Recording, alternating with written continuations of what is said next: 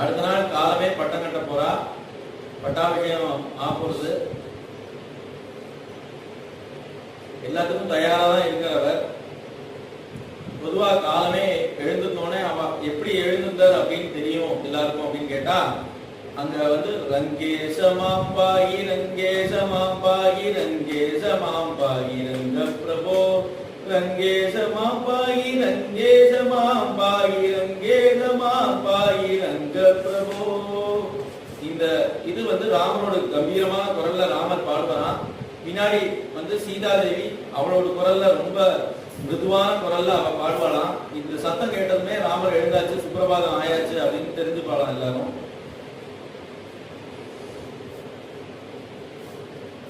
முந்தின நாள் ராத்திரி ஜனங்கள்லாம் தூங்கவே இல்லை. பட்டாபிஷேகம் ஜனங்கள் எல்லாரும் தெரிஞ்சதும் ஒவ்வொருத்தர் தோரணம் கட்டுறதும் ஒவ்வொரு விதானங்கள்லாம் கட்டுறா, எல்லா அலங்காரங்களும் பண்றா.